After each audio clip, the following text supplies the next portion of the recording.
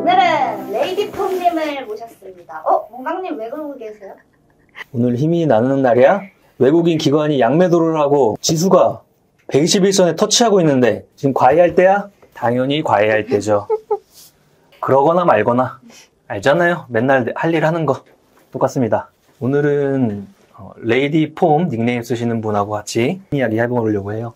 오늘과 같은 날 어떤 느낌인지 잠깐 이야기했지만 시장 전체가 하방 압력이 계속 강해지고 있는 날이에요. 여기 보면 외국인과 기관은 양시장을 양매도를 하고 있고 개인은 이제 매수를 하고 있죠. 그런데 지수는 코스피 기준으로 121선을 터치하고 살짝 올라온 정도의 모습이에요. 시가총액 상위주들은 당연히 파랗게 음봉 양시장에다 나오고 있습니다. 그러면 1년에 당연히 우리 인생이랑 똑같이 기쁜 날도 있고 슬픈 날도 있을 텐데 그럴 때마다 내가 마음이 왔다 갔다 하면은 힘들겠죠? 주식도 마찬가지거든요. 급변하는 마음가짐을 가지면은 그게 매매할 때나 투자할 때 안 좋은 결과로 많이 도출이 되기 마련입니다. 그래서 속은 울고 싶지만 겉으로는 오늘도 빵긋 웃으면서 시작하는 겁니다. 이럴 때는 심리적인 이야기를 좀 해볼 수 있을 것 같아요. 주식할 때 중요한 거 뭐라고 생각하세요? 그냥 딱 떠오르는 이미지. 수익 내기? 수익 내기, 돈, 차트 보는 눈, 재무제표 보는 눈, 정보와 테마를 가려보는 눈, 이런 많은 게 있겠죠. 근데 성공적인 주식 인생을 위해서는 한 부분을 차지하는 게 심리에 대한 부분이에요. 그래서 어느 정도 차트책도 공부하고 재무제표 이런 공부한 이후에는 많은 분들이 심리학 책 같은 것들을 많이 찾아보게 돼 있죠. 오늘 같은 날 그런 게 빛을 발하는 거예요. 우리 알렉산더 엘더였나요? 3M이라고 하는 머니, 메소드, 마인드 할 때 그 세 번째가 마인드인데 시장에서 성공했던 수많은 과거의 구루들도 마인드, 이 신법에 관련돼서 많은 강조를 한 거죠. 하나, 둘, 셋, 넷, 다, 일곱, 여덟.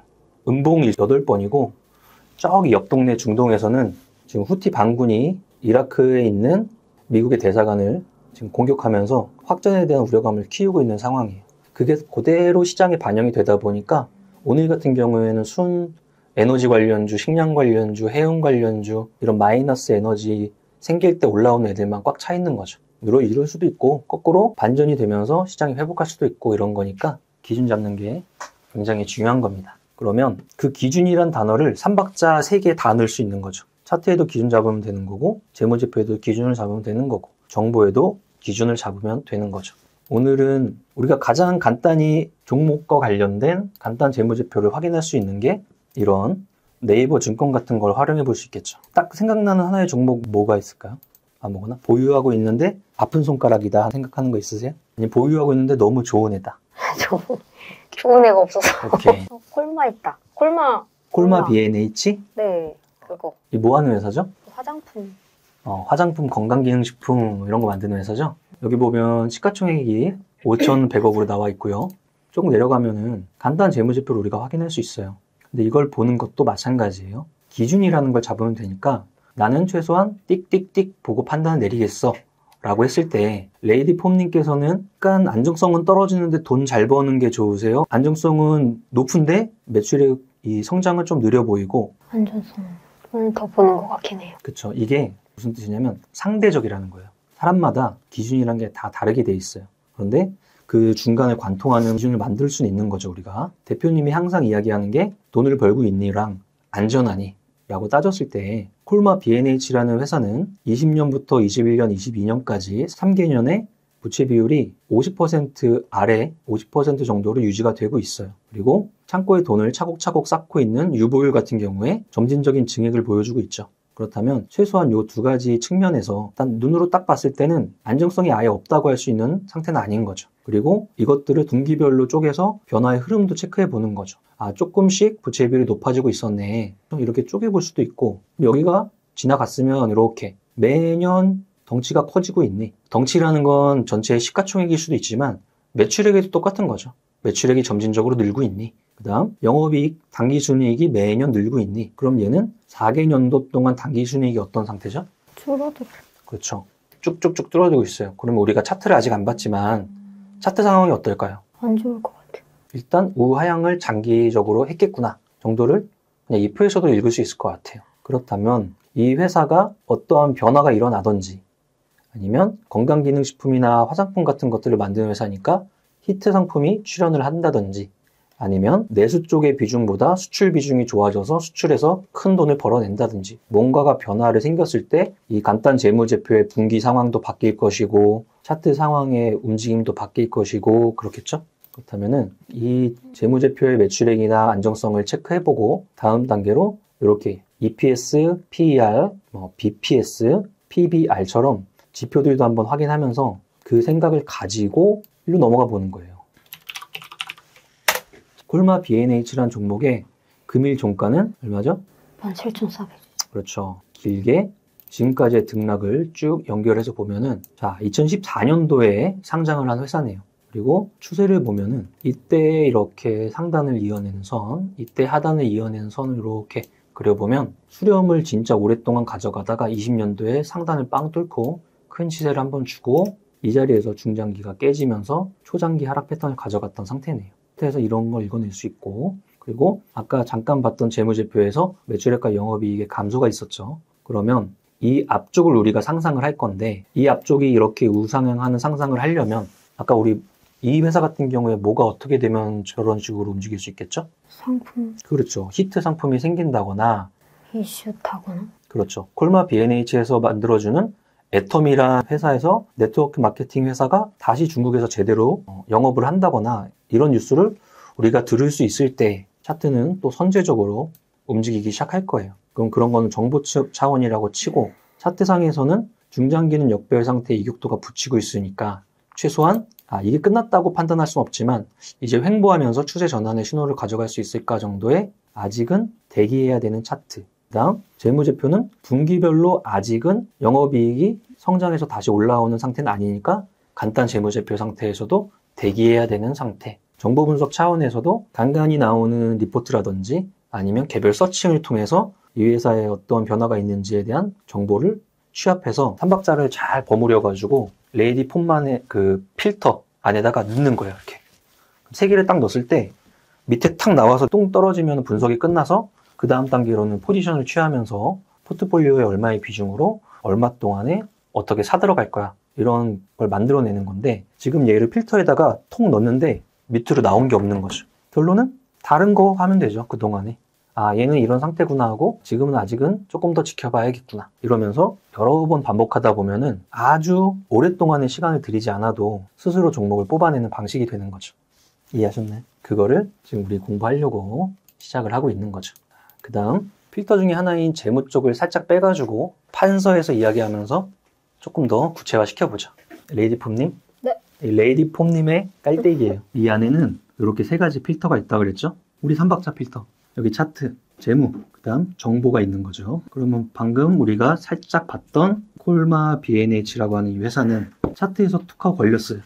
맞아. 그러면 단순하게 우리가 요걸 이렇게 보러 내려갈 필요가 아직은 없는 거죠. 그러니까 어떤 거를 여기다가 넣었을 때 통과해서 나온 거 가지고 이 통과해서 나왔다는 거는 분석이 완료됐다는 거죠. 그 다음에 고려할 사항은 내 전체 포트폴리오의 몇 %를 담당할 것인가. 그리고 가격은 위아래의 진폭이고 시간은 좌우의 진폭이니까 특정한 가격과 특정한 시간대에 평균을 잡아서 잘 포지션을 취해서 그 다음부터 1, 2, 3, 4 분기마다 변화가 일어나고 있는지 좋아지고 있는지 나빠지고 있는지 하면서 같이 이렇게 동행을 하는 거죠. 그래서 다음 분기 갔더니 좋아져서 주가도 화답을 했어요. 그 다음 분기 갔더니 이때 뭐 성장성이 떨어지거나 뭔가 재무적인 부분에 숫자가 약해졌어요. 당연히 바로 시장에서 움직임이 나올 거예요.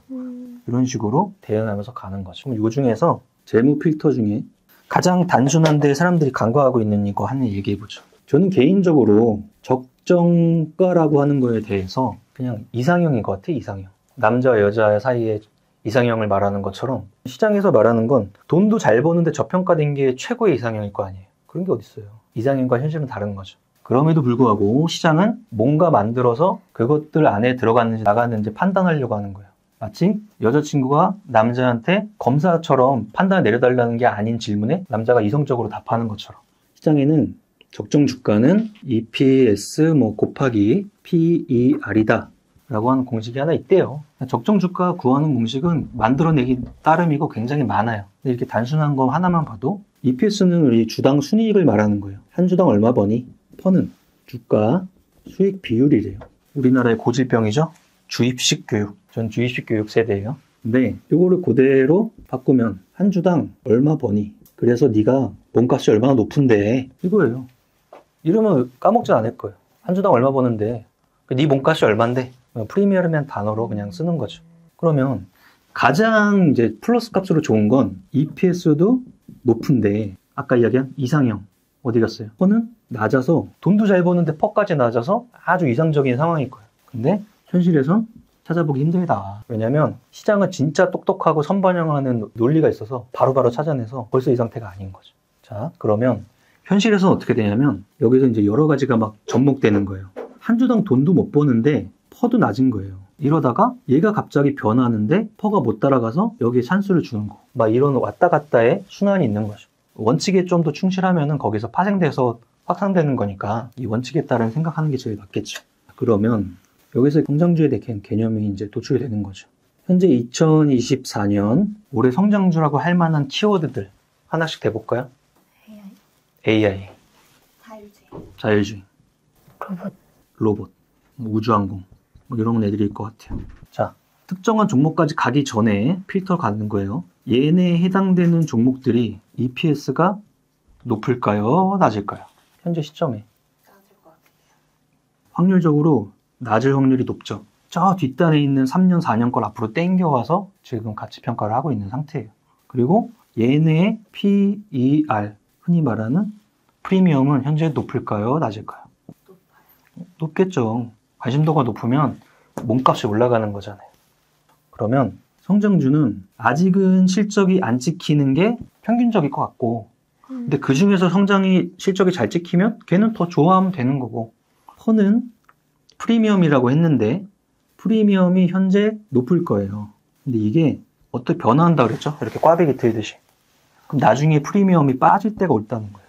이게 무슨 말이냐면 돈을 못 벌던 회사가 한참 시간이 지나니까 돈을 진짜 잘 벌게 된 거예요. 드디어 실현이 됐어. 얘네가 하는 사업들이 돈으로 나오기 시작했어. 그러면 프리미엄은 어떻게 된 거예요? 높았던 프리미엄은 실현이 되면서 낮아지는 거죠. 자, 그러면 주가 부분으로 생각하면 돈은 못 버는데 프리미엄이 높을 때 주가 상태가 올라가는 거고 돈은 잘 버는데 프리미엄이 빠질 때 벌써 실현이 됐기 때문에 주가는 내려가는 이런 이상한 현상이 생기는 거예요. 그럼 우리는 어디서 투자해야 돼요? A 구간이에요? B 구간이에요? A 구간.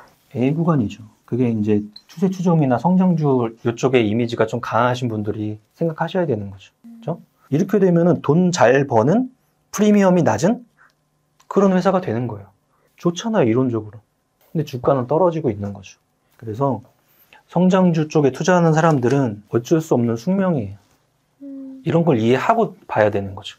그럼에도 불구하고 우리는 무서우니까 위아래 진폭도 너무 많은 것 같고 변동성도 크고 하루아침에 막 20% 갔다가 10% 다음날 떨어지고 막 이러니까 이것들을 녹일 수 있는 방법은 두 가지밖에 없어요. 제가 생각할 땐 하나는 무한 쇼미더머니가 가능하거나 매달 현금 흐름이 맨날 발생하는 사람인 거죠. 그게 아니거나 그러면 특정한 현금 흐름을 잘 분할해서 쓰는 수밖에 없는 거죠. 이거는 분석 다음 단계에 항상 내가 기본으로 깔고 있으면 되는 방식이고 우리가 쓰는 이 HTS에는 아주 친절하게 분할하는 주문을 넣을 수 있는 기능들이 살아있어요.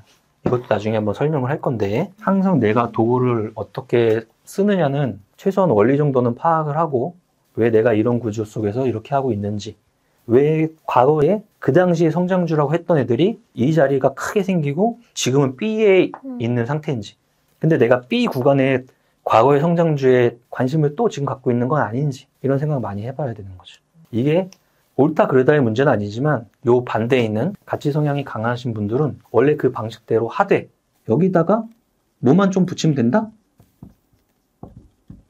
요것만 조금 붙이면 이제 효과가 배가가 된다. 그 얘기를 했던 거예요.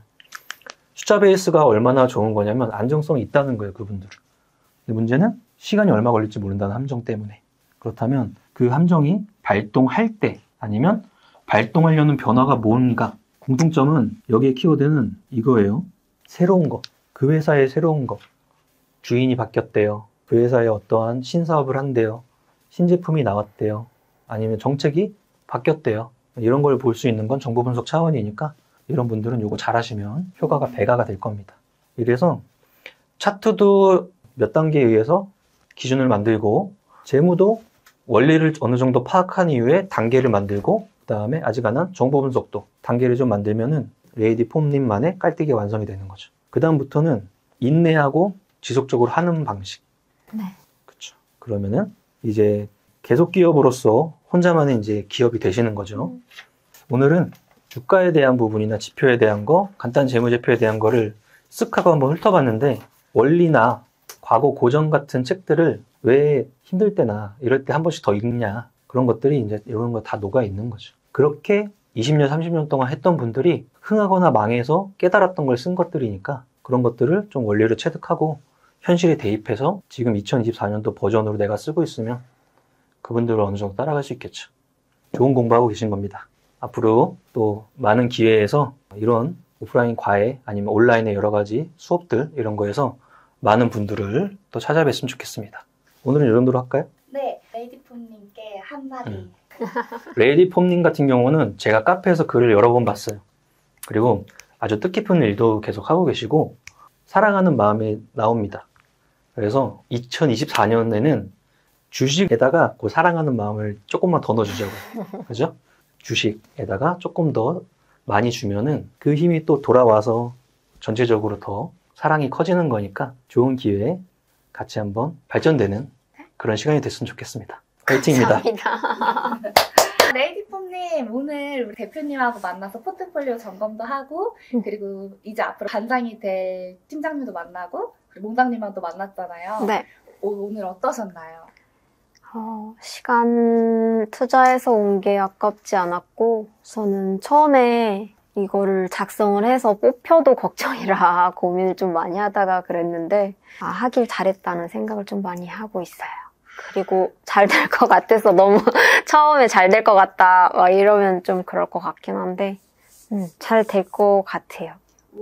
잘 될 것 같다라는 게 네.